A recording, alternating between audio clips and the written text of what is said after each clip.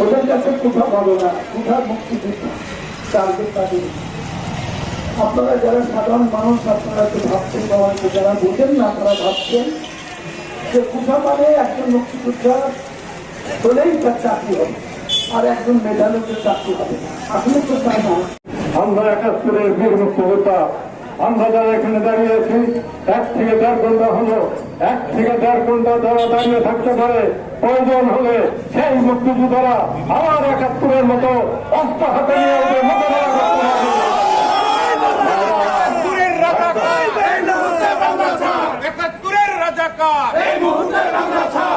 ভাইয়েরা আমার, একটা কথা বলেন, আপনারা সবাই সশিক্ষিত, আপনারা সবাই সাংবাদিক, আপনাদের এই সাংবাদিকতার মাধ্যমে বঙ্গবন্ধু কন্যা জননেত্রী শেখ হাসিনা মাননীয় প্রধানমন্ত্রীর কাছে আপনাদের মাধ্যমে আমি একটা আবেদন জানাতে চাই। আজকে আপনাদেরকে আবেদন জানাতে চাই যে কতগুলো চ্যানেল আছে ওই সব চ্যানেলে যেন আজকের থেকে, আজকের সন্ধ্যার পর থেকে কোন রাজাকারের চ্যানেল ওই টকশোতে অংশগ্রহণ না করতে পারে, এটা মুক্তিযোদ্ধাদের জোর দাবি থাকলো।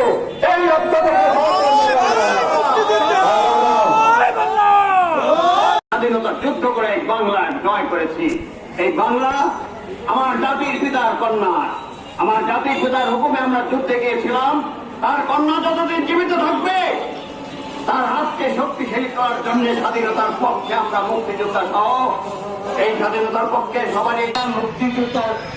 তারা রাজাকারের সন্তান, ছাত্র নামে তারা রাজাকারের সন্তান। আমি মনে করি তারা রাজাকারের পোষ্য। ফিরিয়ে দেবেন। তোমরা ওই রাস্তাঘাট দর্শকদের কথা শুনে তোমরা ভুল পথে পরিচিত হয়ে তোমরা এই দেশকে বিশৃঙ্খলা সৃষ্টি করো না। আমি আমাদের মুক্তিযোদ্ধা পরিবারের যেসব ভাইদেরকে বলবো, আপনারা সচেতন থাকবেন। এই এখনো কিন্তু থাকে নাই, সারাক্ষণ বসে বসে ভাবে তারা এখন আন্দোলন করে। আপনার বাবার নাম কি? রুহুল আমিন মিয়া ও রবি ছোট্ট মিয়া।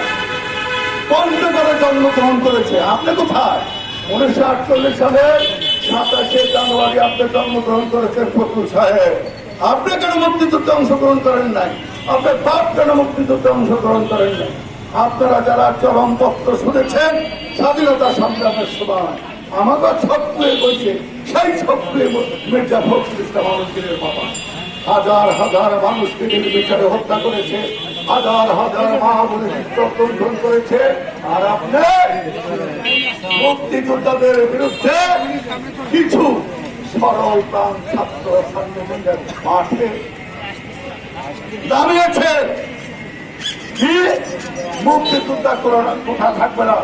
আজকের মানব বন্ধ থেকে আমরা ঘোষণা করতে চাই, স্বাধীনতার সংগ্রামের মহানায়ক জাতির জনক বঙ্গবন্ধু শেখ মুজিবুর রহমান মুক্তিযোদ্ধাদের 30% মুক্তিযোদ্ধাদের সন্তানদের 30% কোঠা নির্ধারণ করে দিয়েছেন।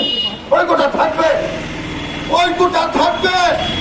ওই কোটার বিরুদ্ধে যারা ষড়যন্ত্র করছে তারা ইতিহাসের রাস্তা করে নিশ্চিত হবে। আমরা মেধা চাই, আমরা মেধার মাধ্যমে লিখিত পরীক্ষা দিয়ে কিন্তু আমরা ভাইবা বলে যেতে চাই। আমরা অভিন্ন প্রশ্নে SSC, HSC, degree, master degree pass করেছি। সেখানে কিন্তু মুক্তিযোদ্ধাদের জন্য আলাদা প্রশ্ন ছিল না, থাকে না। আবার যখন কোনো চাকরিতে লিখিত পরীক্ষা হয় তখন কিন্তু মুক্তিযোদ্ধাদের জন্য আলাদা কোনো প্রশ্ন থাকে না, অভিন্ন প্রশ্নের পরীক্ষা হয়। মুক্তিযোদ্ধাদের যে প্রশ্নটা হয়, যারা স্বাধীনতা সংগ্রামে বিরোধিতা